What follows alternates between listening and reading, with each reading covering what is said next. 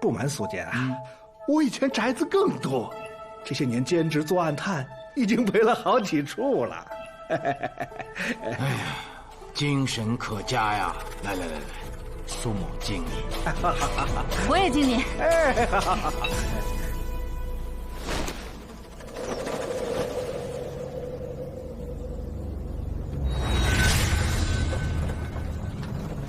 那儿有个人。姑娘，这是作甚啊？有什么想不开的呀？啊？就是啊，看你生得如花似玉，怎么就想死呢？世间大路千千万，随便走，唯独死这条路，可是回不了头的。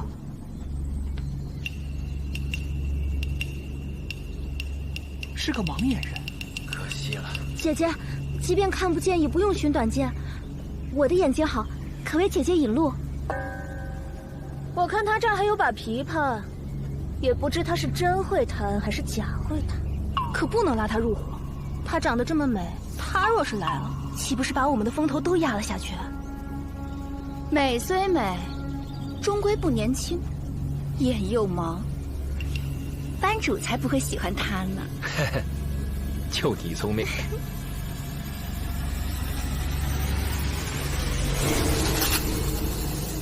摆席班子到了，怎么才来呀？不好意思，这边。您是阮老板？正是阮大雄。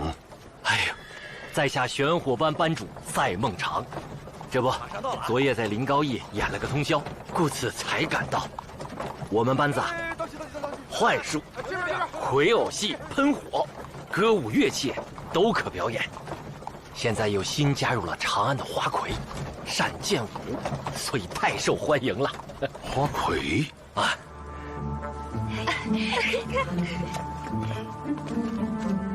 长安的花魁，不是在霄云楼，便是在那波斯馆。总之，敌不了平康坊和西施啊。老板说的对，都怪我家班主没讲清楚。奴娇是当年的花魁，那能一样吗？他是何人啊？这位是我们玄火班副班主，小的狼野狐。诸位，今天酒席宴上的表演一定要精彩呀，因为请来的可都是大名鼎鼎的诗人呐。诗人？诗人都有哪些诗人？是现在能说的吗？你们怎么还拉了一个大柜子？都是成家伙事儿的，还有一些更换的衣服。那就马上动手搬吧，就按事先谈好的，你们戏班在我们酒楼驻楼表演1个月，贵要给你们安排食宿。在这1个月内有什么事可以找我，我是本楼掌柜，姓侯。既然是苏珊店的，就到小厨房待着，别瞎溜达。啊，是。哎，要饭的，到外面。长安女儿踏春阳，无处春阳不断肠。舞袖弓腰魂忘却，峨眉空带救秋霜。卢兄，我没看错吧？真的是冷吉秋。看背影，我就知道是你范阳卢。你何时来的长安？哎，你们，冷吉，你不会就是我们老板阮大雄请的诗人吧？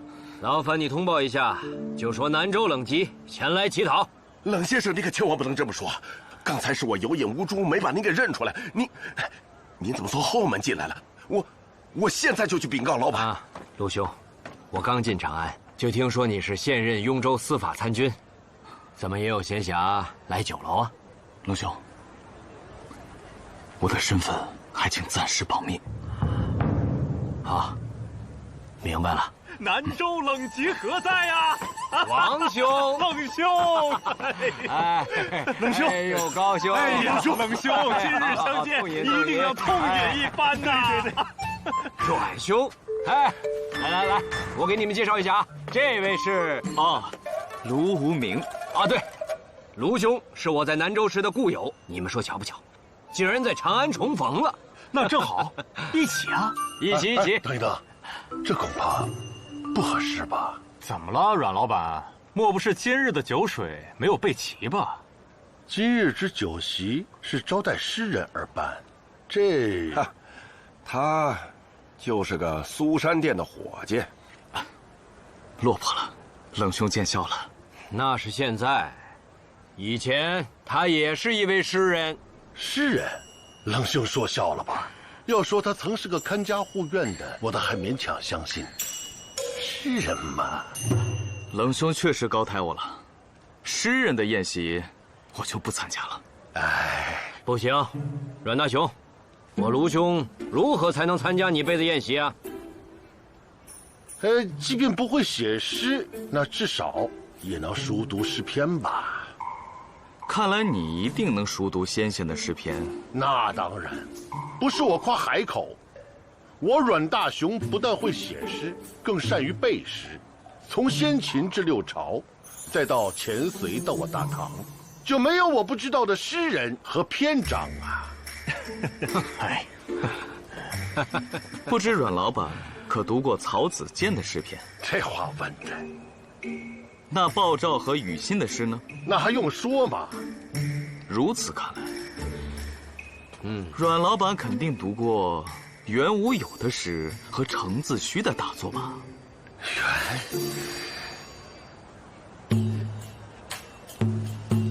袁无有，程自虚。哦，阮老板迟疑了。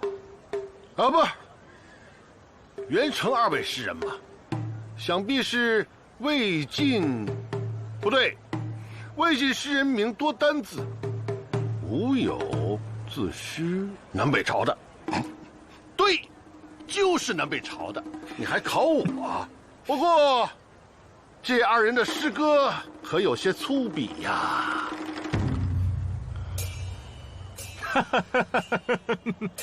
大雄，还是赶紧请卢兄入席吧。你想，袁无有，程自虚。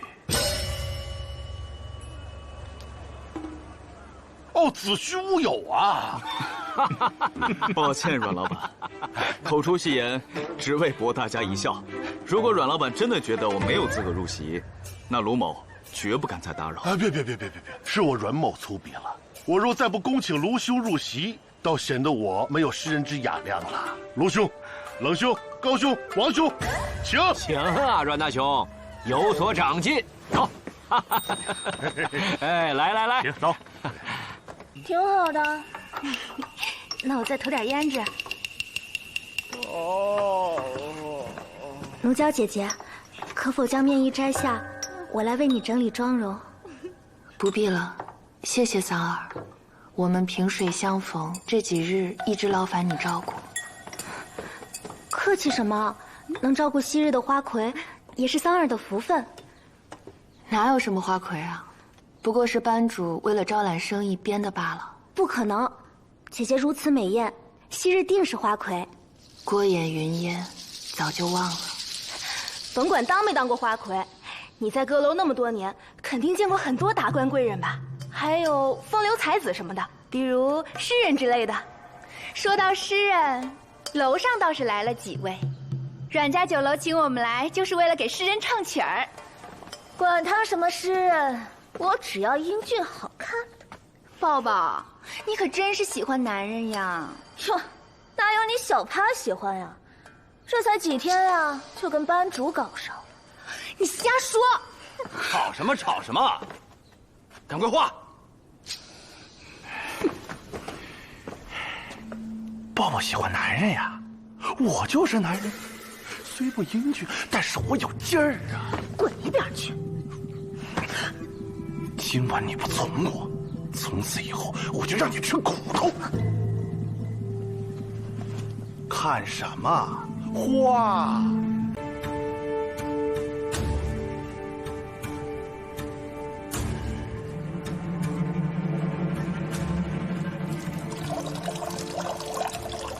前几个歌姬，皆平平无奇，所唱亦巴人下里之词，岂比阳春白雪之曲？冷极不才，所写之诗，俗物，莫敢进。今日若无人唱吾诗，则自罚3倍。从此弃笔停诗，终生不敢与尔等正行。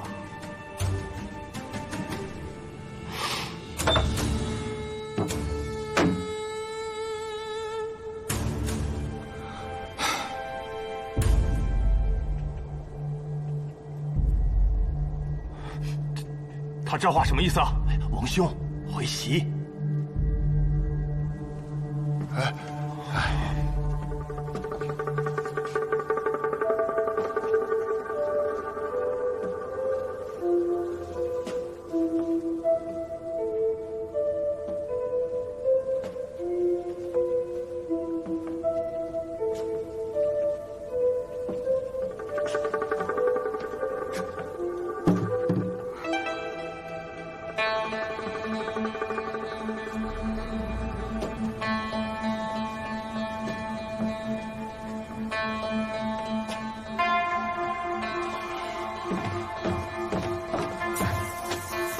这边。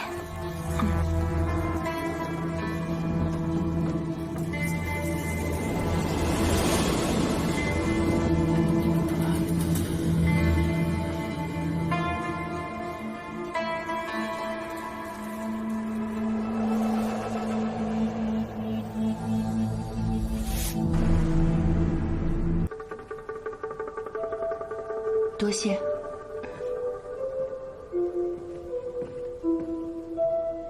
怎么还背着剑呢？虎口之物只能随身携带。以剑虎口，难不成你是刺客？这位郎君说笑了。奴娇自幼喜弹琵琶，可随着年岁增长，仅靠琵琶无以为生，便拜师习得剑舞。今日既背了剑，又抱了琵琶，诸君可选，亦可先弹琵琶，后舞剑。你的声音竟一点都没变。可是坐在主位上的客人，您的声音我却从未听过。冷兄，冷兄，你是不是认错人了？这奴娇是个盲女，如何就盲了双眼？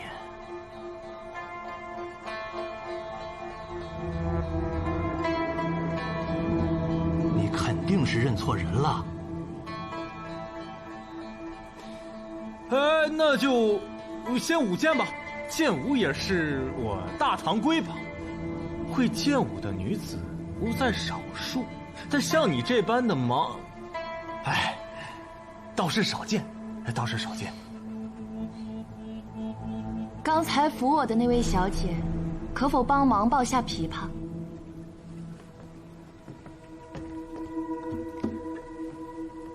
多谢。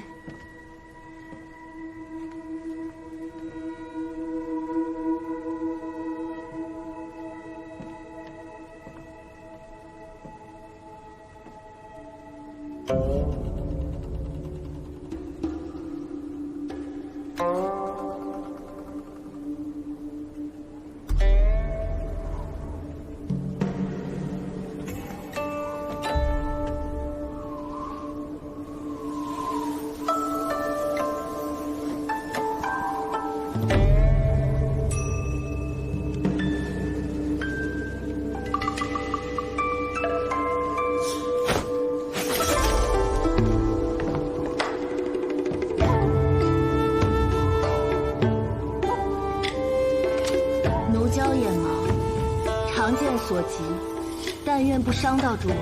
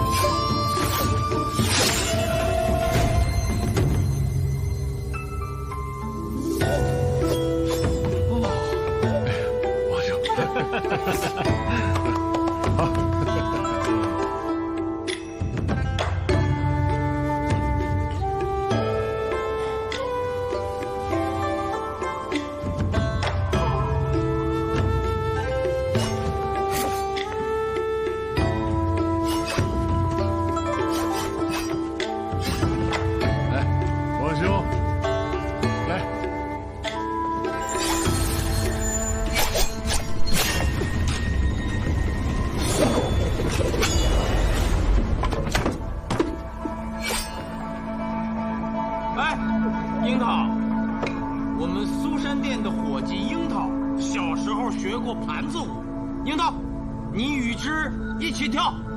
遵命。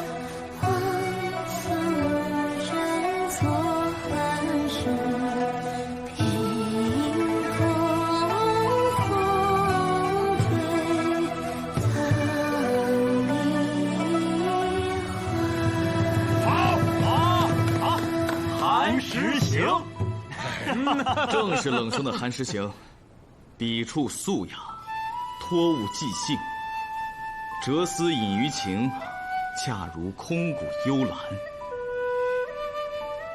好事！那我给记一下，快记！哎，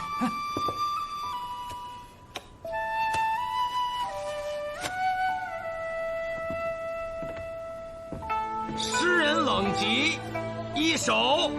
据说在我大唐驿站的诗板上，有关寒食和清明的诗，抄送最多的就是这首。光阴如长河，诗人万千。其实一个诗人，如果能有首诗在1000年后仍被传唱，就非常了不起了。冷先生的佳作，我10年前就读过，至今一到寒食节，仍会抄写背诵。诸位过誉了。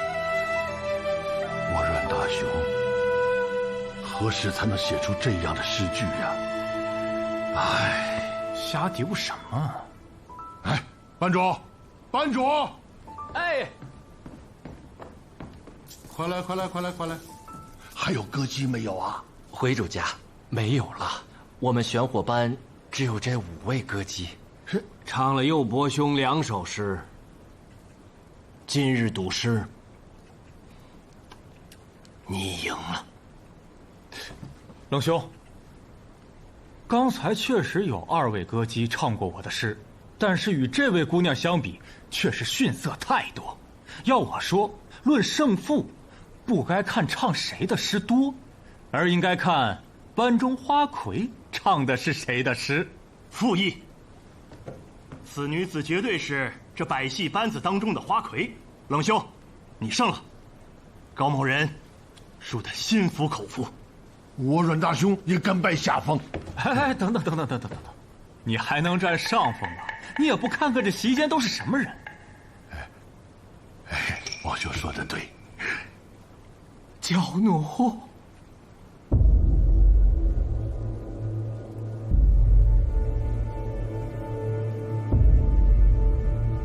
可是在叫我，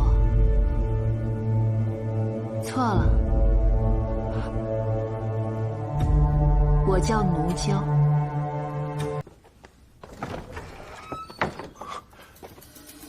刚才为何不动手？席上有高手。高手？那个耍盘子了？不止他一个。那之后该如何？我可是给了你定金的。他们不是在喝酒吗？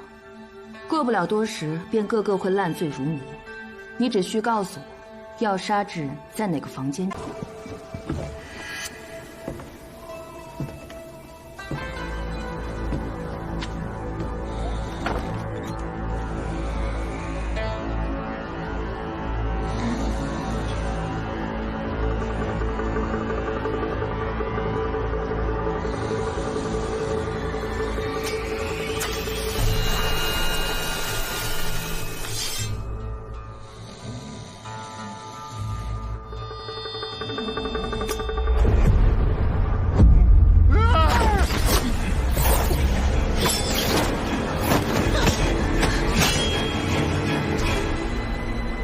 是假冒。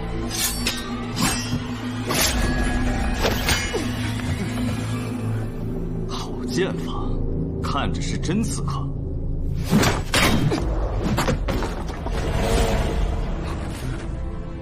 哎呀，好险，他果真是刺客。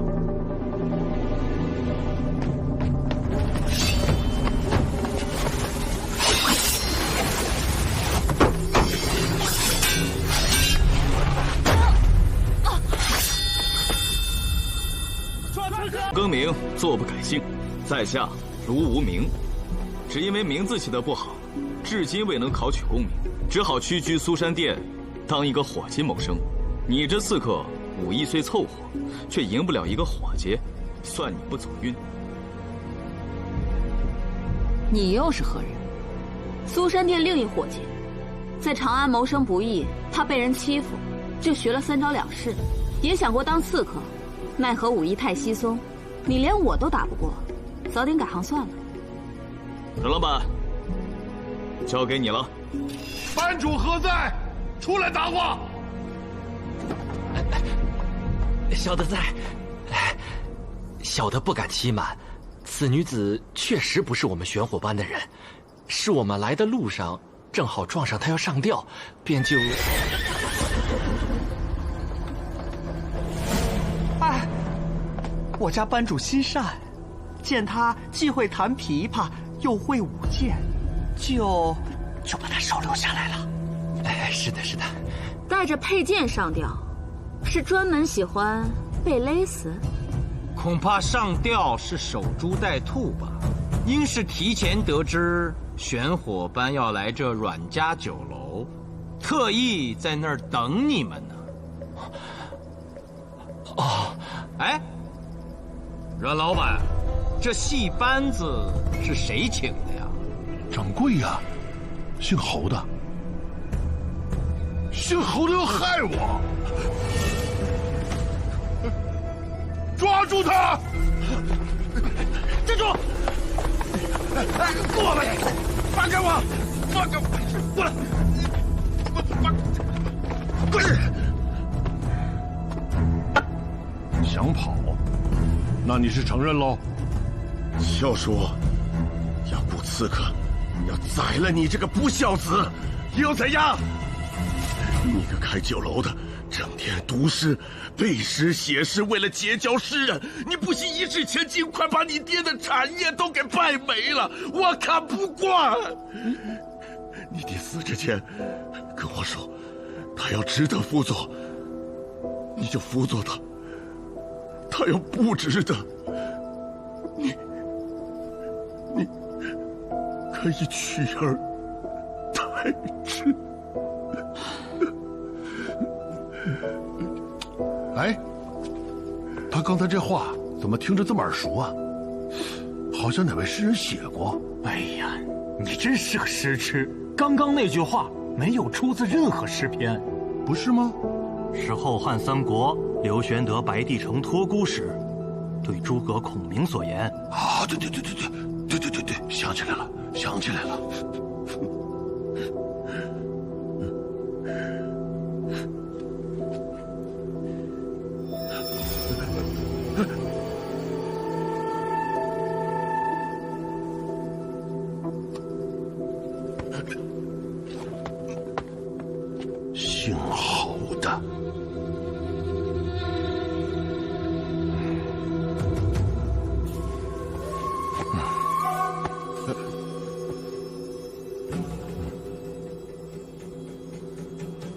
对我爹呢，也算是一片忠诚。阮大雄在此谢过。哎，这我爱师哥，背逆了祖宗的产业，确实算是不孝。但是你居然雇佣杀手想害我，你太过分了，太过分了你！把他给我关进柴房去，饿上那2天，让他好好反省反省。走。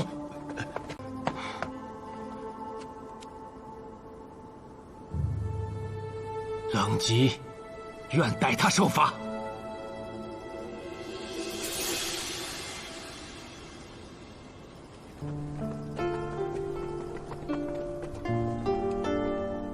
他不叫奴娇，他叫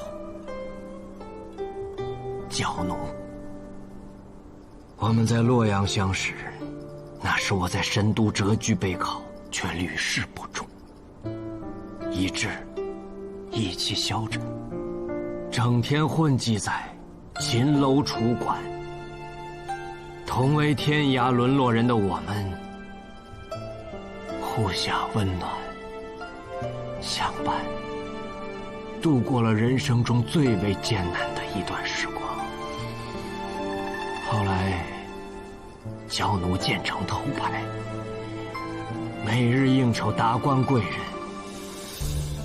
有一次，我去找娇奴，看见他正被一个将军搂抱，我不忿，上前呵斥，结果被痛打。愤怒之下，我迁怒于娇奴，发誓从此不再相见，并诅咒他定会盲了双眼。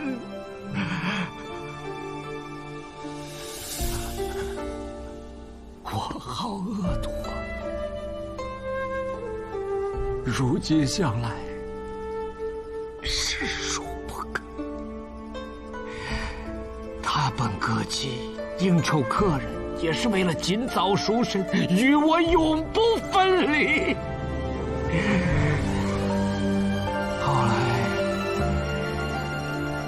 后来，我因尝试韩诗行，一举成名，不再醉心科举，而是回到南州，专事诗歌，与其他3子为伴，放情于山水之间。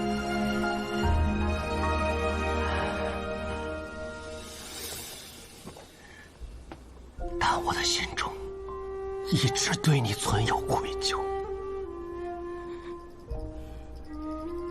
今日就让我冷吉替他顶罪吧。对我来说，这是一次机会，弥补过错的机会。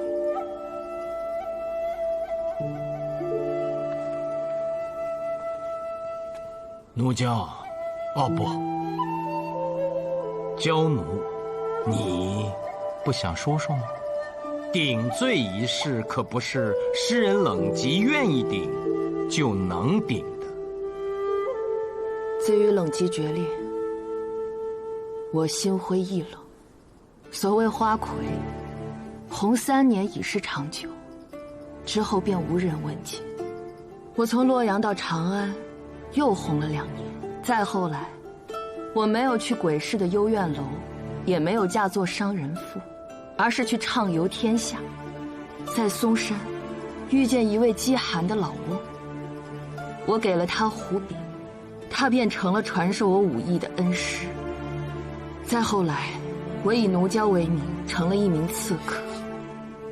想起冷吉当年对我的诅咒，便以眼盲隐藏身份。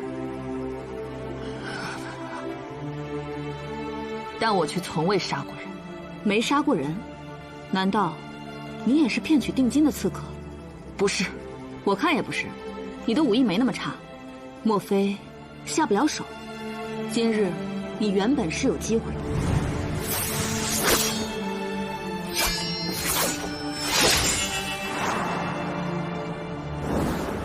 我发过誓，只杀奸恶之人。今日见阮大雄，待3位诗人犹如贵客，可见他绝非大奸大恶之人。哎，恭喜冷兄，贺喜冷兄啊！方才娇奴姑娘所言，是以是否结交诗人而去判定一个人的忠奸善恶，可想而知，他从未忘却过你啊！娇奴重逢，立刻与他拜堂成亲。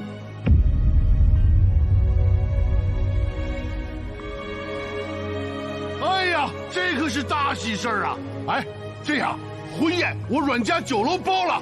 要什么婚宴？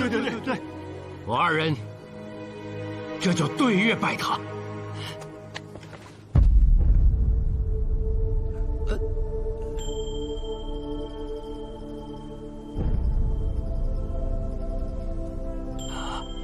怎么，娇奴，你不愿意嫁给我，你不肯原谅我，难道我还会再失去你吗？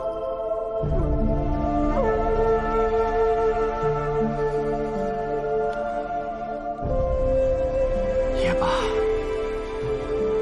你在行凶现场被抓，即便不出死刑，恐怕也要长流3000里，终是难以生还。不如我冷极，就先行一步，到阴曹地府去等你拜堂。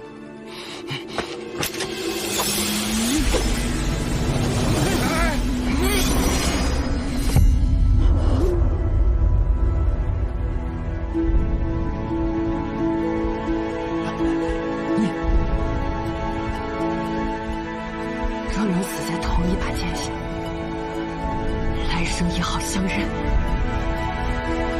想不到还有喜酒喝，阮家酒楼的菜真不错。不错。吃，就知道吃，信不信我还踹你们2个？班主，他们人多势众，既然提心吊胆，不如咱们走吧，带上那家伙去贵坊把银子取了。银子，这儿也有。哼，哪来的？那个姓阮的老板家底儿极厚，还是个诗疯子。主家，您吩咐。一会儿你找个好的歌姬，把这首诗交给他，待会儿跳舞时叫他唱出来，这块银锭就是你的了。就这么简单？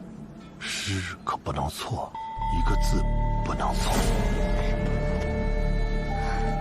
什么事嘛？这个一个字不落的背下来，待会儿唱，少不了你的好处。是。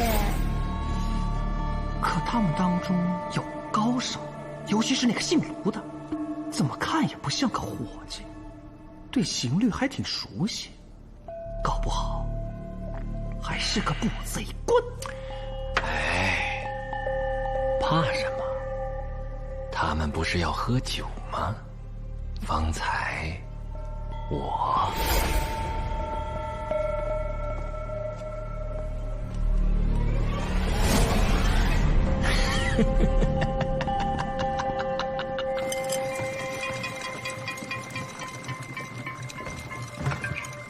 卢兄，刚才可是说好敬我们诗人1人3大碗，你却换成了水，但终究引得刺客出手，真乃妙计。是啊，高达也是敬佩之至啊。这还多亏了苏掌柜啊。但这酒得补上吧？对，酒得补上。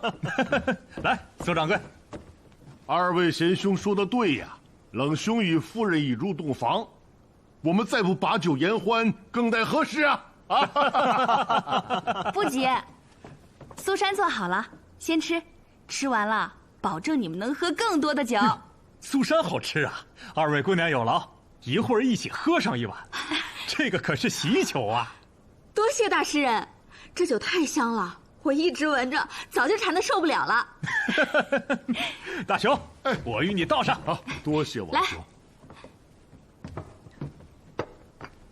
各位，这苏珊旧酒啊，越喝越有。咱们先吃苏珊，而后痛饮。好，好，好。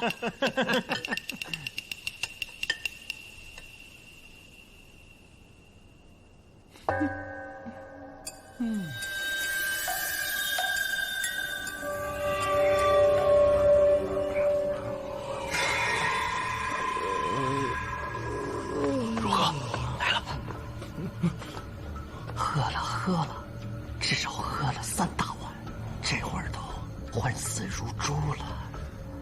太好了，别管是不是捕贼官，他们都是将死之人了。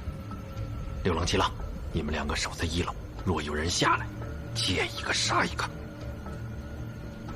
懂。要是听见上面打起来，就是迷药没有把人彻底迷倒。你哥俩立刻上去帮忙。懂，就懂。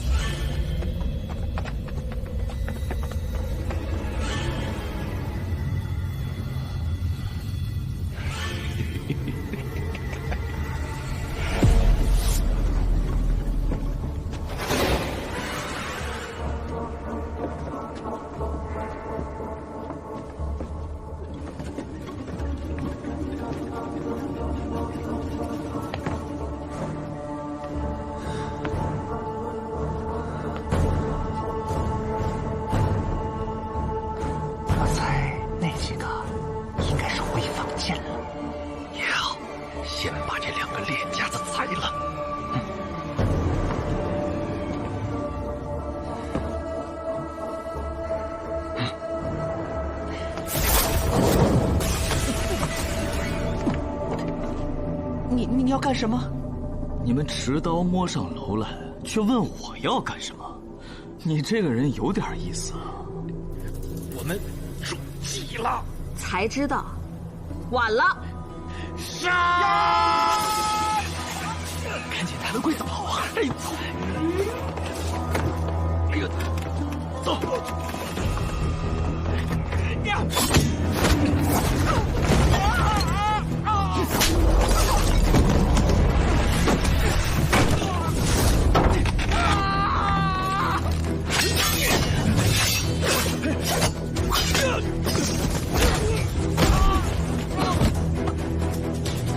他娘的，六郎七郎怎么还不来呀？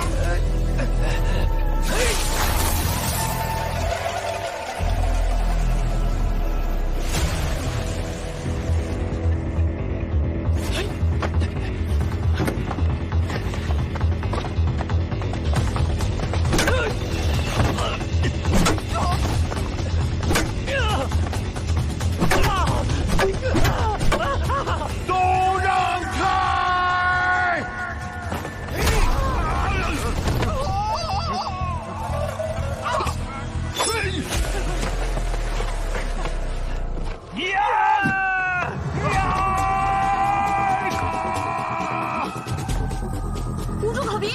啊！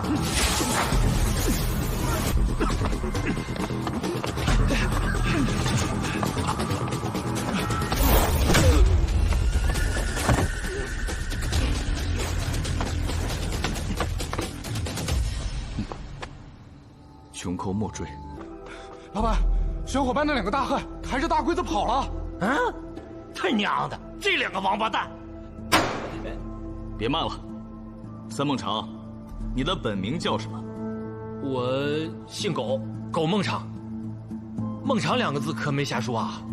本司法参军问讯，需如实回答，否则即刻公械受大刑。我招。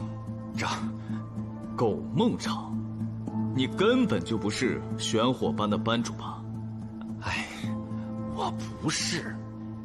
可是那几个歌舞姬他们是玄火班的，这之前狼野狐就干过这一行。他说，打着百戏班的旗号，更容易进入深宅大院抢劫。我也是听了他的鬼话，见你和那女的不好对付，本来我们是想走的，可是他太有钱了，唱他一首诗就赏1块银挺，碰到此等飞扬，这焉有不宰之理呀？无巧不成书。阮大雄，如此看来，我更要把你写到我的诗里去了。你还真不是这玄火班的班主，那真正的班主何在？是不是被你给杀了？没，就在那大柜子里呢，就是被那2个王八蛋抬走的那个大柜子。我们最近抢劫的金银细软都在里面呢。我的心，依我说，还是赶紧追吧。这穷寇不穷寇的倒不重要，关键那柜子里还有条人命啊！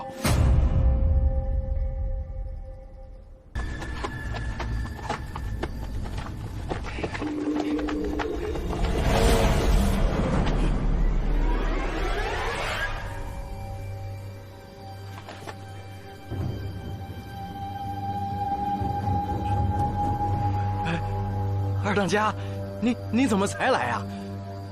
你们两个竟然不上楼救我！哦，想私吞金银，看我不踹死你们两个！不是，二当家，不是这样的呀，二当家，我错了，服了！你们两个废物，赶紧抬老子跑！跑不动，歇会儿。接着，不想活了，等着官府的人来抓，赶紧抬老子跑！这柜子没压在你肩膀上，要不你试试？你竟然敢这么跟我说话！刀！别！但是我也是不可能的。柜子里的老家伙实在是太沉了。现在咱们中了圈套，柜房中的金银是取不出来了，不如把那老家伙杀了。对呀，二当家的，把他给杀了，把这边东西拿出来，咱们三个人平均一分，一起远走高飞。我是谁？你俩是谁？还想跟我平分？你想干什么？你这娘的！你们别过来！我是副班主。别！咱们还是兄弟。当年可是我收留了你们两个。呸！收留？你就是让我们一辈子给你当牛做马！柜子里的金银都归你们，放过我！放了你！等你再捶我们屁股是吗？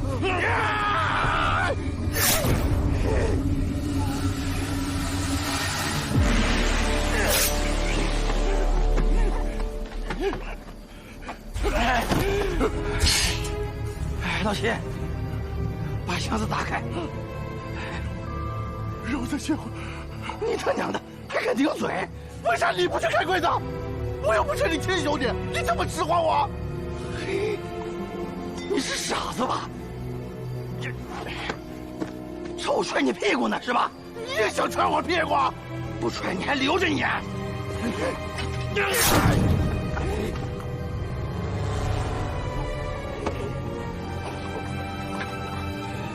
分3分，不如分2分。分2分，不如我一人独当。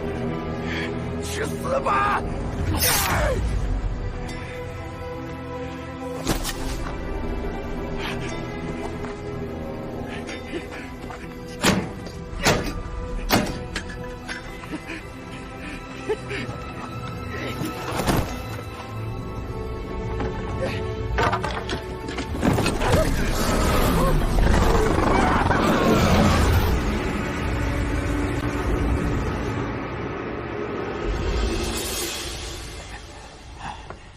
老班主，这位是雍州司法参军卢凌风。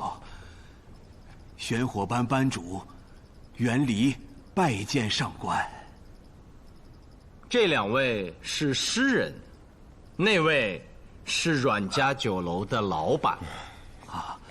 拜谢各位恩公，要是没有你们，老朽的命早就没了。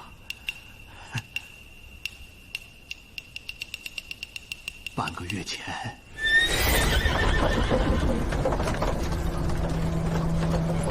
站住！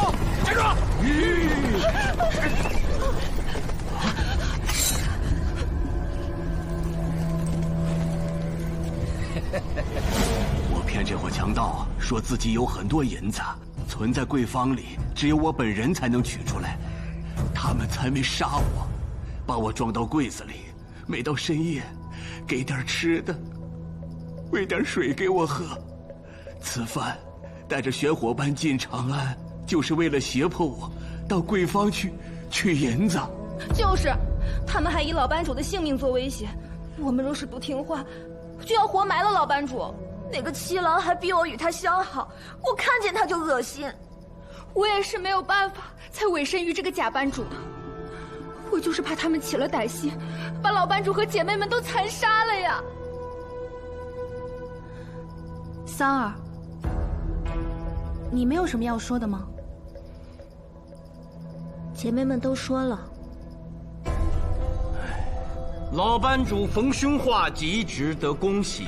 那几个强盗手上都有多条人命，用豹子惩罚他们，并放豹子重归山林，达成人与飞禽走兽和谐相处之道，似乎也恰如其分吧。好是好，我也正想将那豹子放生，只是好奇你们是如何做到移花接木的。万一那豹子不醒，岂不是让强盗逍遥法外了？哎，阮老板，这个你放心，若无把握，卢参军早就去追那些强盗了。我也是很好奇，当时我被盗绑，还堵了嘴，忽见箱子盖被打开，可是不知怎的头晕的厉害，就晕睡了过去。之后自己怎么出来的，到底是谁救了我，始终没看见。当然是本参军了，除了我，谁能把你从柜子里抱出来，再把那只豹子放进去？哎呦，有劳了，小老儿再拜卢参军。不必了。哎呀，折腾了一晚上，肚子又饿了。阮老板，还有酒菜没有？我还正想着再摆宴席，祝贺卢参军又破大案，在我这阮家酒楼抓住了这些江洋大盗啊！王兄，这件事儿如果能编进你的诗篇，我想诗名上就不必再加上“戏赠”二字了吧？加不加就看一会儿的饭菜丰盛不丰盛了。果然是我老伯。阿郎，在，再摆宴席，上好的酒，看家的菜都给我摆上。是。老班主，哎，不知你们玄火班还有何绝技呀？赶紧使出来吧。这，不会是在那柜子里捆了半月，本事全都废了吧？这怎么可能呢？待我和姑娘们稍作准备。快去！哎，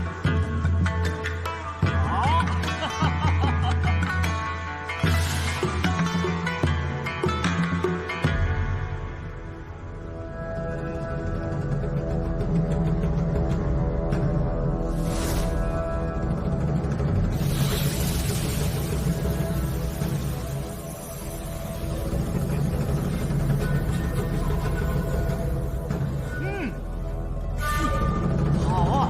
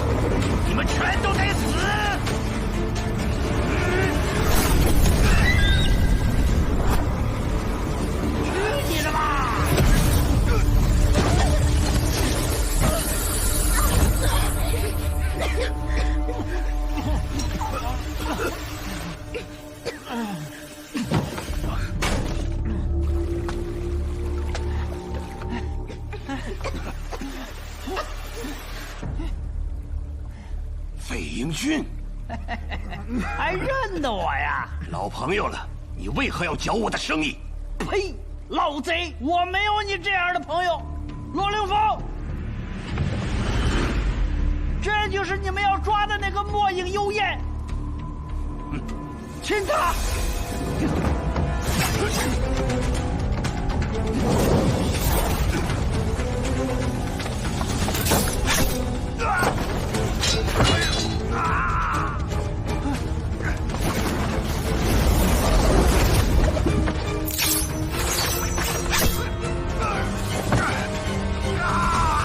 罗凌风，别怕，那是幻术。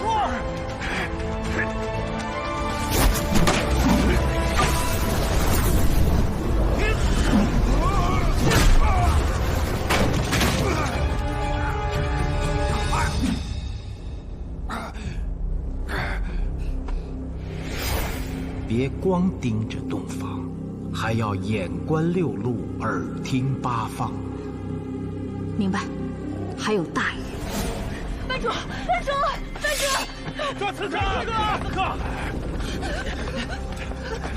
姑娘们，放下兵器，别逼我们动手啊！想试试大唐诗人的实力吗？听话。跟他们拼了！拼什么拼？我们也是被那个老家伙给逼的，最多算从犯。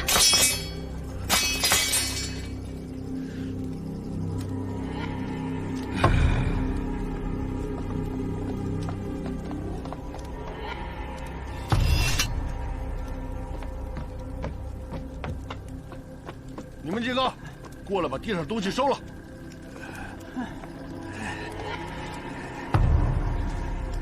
季师公，我一直担心你喝醉了误事儿。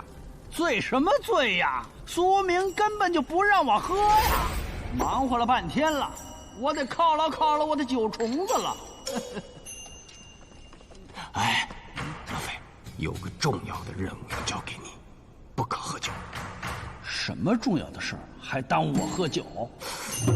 据暗探密报，隐匿多年的墨影幽燕已潜回长安，目标应该就是这阮家酒楼。此人杀人如麻，手段极其残忍。你若饮酒误事，后果不堪设想啊！你说谁？我一听这名号啊，嘿嘿，老相识了。20年前，我混迹于鬼市，他被仇家追杀，血都快流干了。是我把你从鬼门关救回来，而他却为了得到灵丹妙药，杀害了我药王们的4个徒孙呐。那几个孩子都管我叫师叔啊！我今天要给他们报仇！我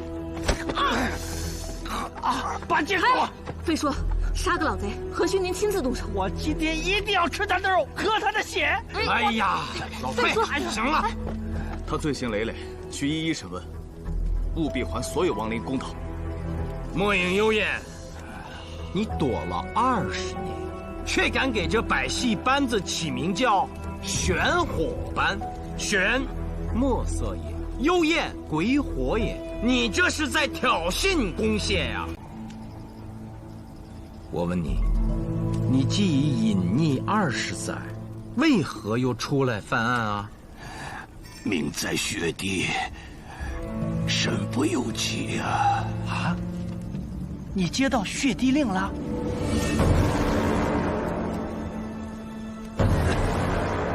反正是一死，你们就别想在我这儿问出东西来。都给我拿下！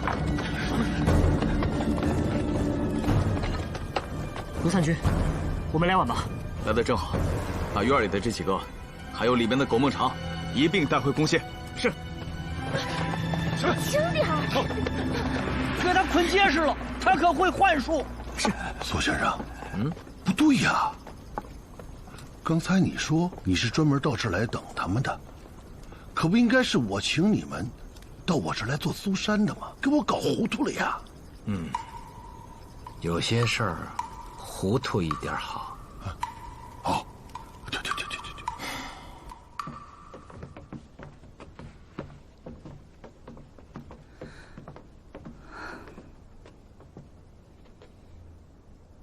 三儿妹妹，我早就看出来你是被胁迫的。刚才你能及时停止做帮凶，也证明了这一点。你着实细心。救救我！救救我！这不救着了吗？喊什么呢？你忘了前面那几个了？小帕他们3个都是那所谓班主的帮凶，之前他们还掳过几个姐妹，因为不听话，不是被勒死就是活埋，所以在如此威逼之下，你还是找机会向人透露出了墨影幽燕这个名字。是，我虽被劫持多年，但并不甘心就此沉沦，一直在寻找机会脱身。偶然间偷听到小帕和那老贼的对话，知其绰号墨影幽燕，是个罪大恶极之辈。公谢得到消息一定会来抓他，那么我也就有救了，故有意泄露于人。正是因你的消息，我们才在暗探处拿到了至关重要的情报，才把玄火班和墨影幽燕联系在一起。如此，也算是为那几个被他们害死的姐妹报仇了。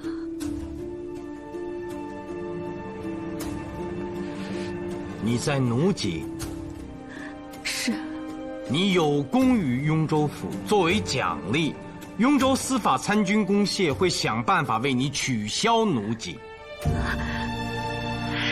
太好了，三儿妹妹，你自由了。真的？你不是在骗我吧？苏某是雍州府暗探总监，更是嫡公弟子，我必会兑现承诺。多谢。行了行了行了，老费，这一天天的就知道吹。不过你能把那豹子装进柜子里，确实有点本领。切！据我所知，这墨影幽燕30年前就身背数条人命，可这班主赛孟尝和狼野狐年纪他对不上啊。待我寻机探明虚实。来，马上啊！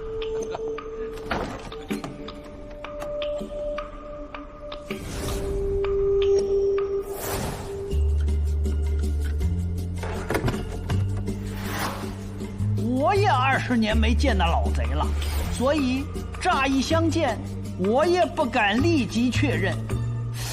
但回头一想，罗凌风、苏无名都在，即便把他放出来，也不怕他跑了啊。故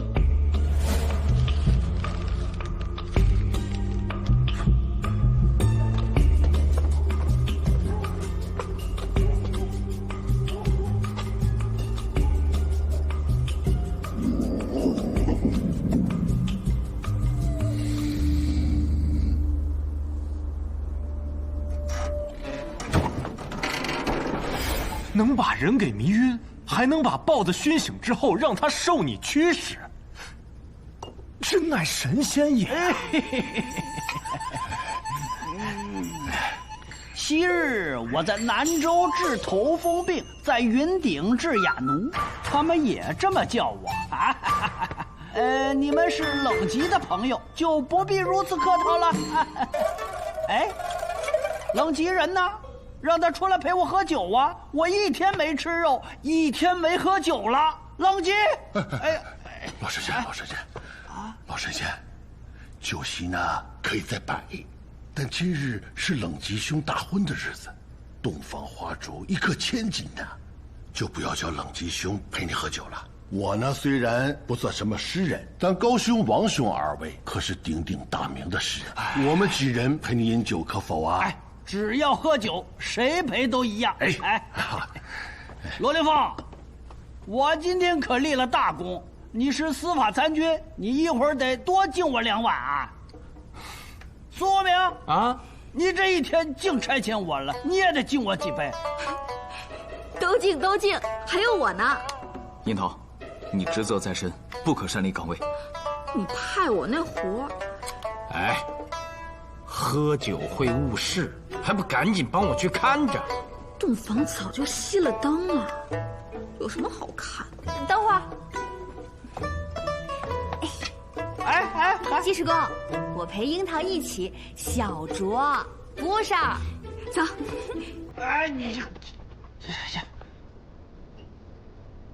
我要是没记错的话，这应该是第4次崇拜宴席了啊！来，喝酒。来，诸位。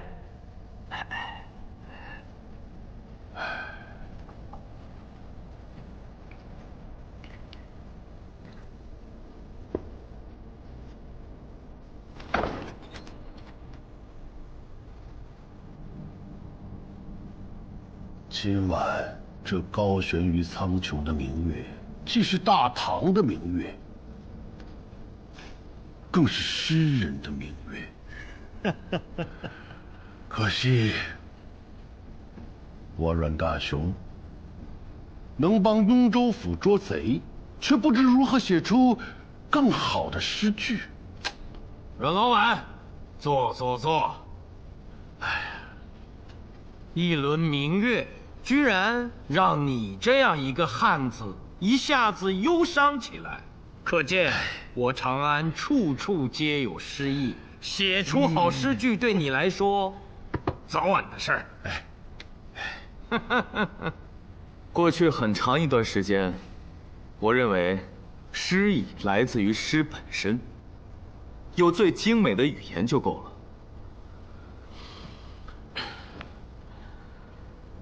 但怆然南下，继而西行，漫游天下，却发现，想要写出好诗，需爱着天地之辽阔，须拥人间之烟火，如此才会有真正的诗心。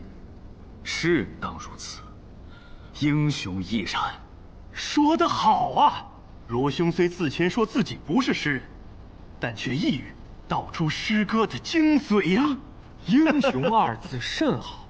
阮老板，你不是嫌弃阮家酒楼名字俗气吗？哎，依我看，改成英雄楼3字，你看如何？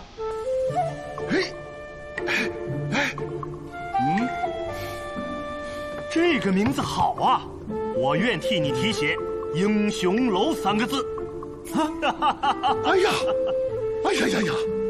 这让我如何感谢2位诗人呐！哎呀，说什么感谢2字？来，喝酒啊！喝酒！来，喝酒！喝酒！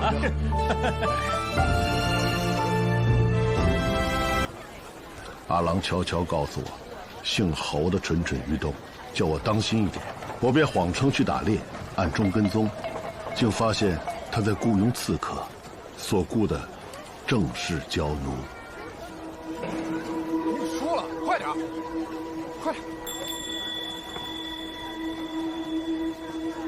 那你还敢让他给你扶梯子？他以前在我爹手下当伙计，我自幼丧母，从小是在他背上长大的。他对我呢，也算是恨铁不成钢吧。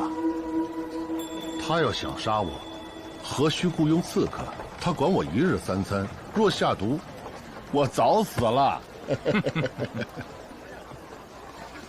还愣着干嘛？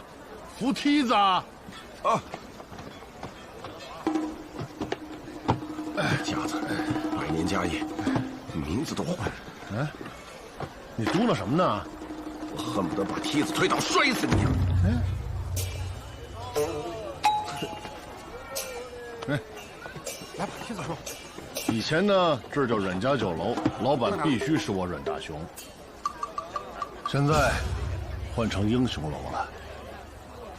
从今往后，这儿的老板就是你了。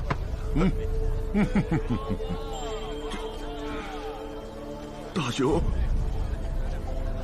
老侯啊，我这份家业呀，你比我更上心，交给你，我放心。啊！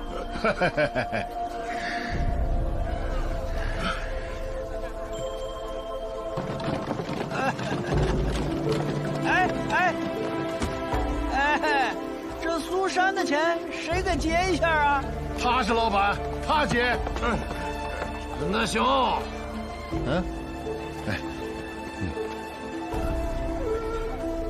诗人是你请来帮忙的，骗了我和卢凌风的是你。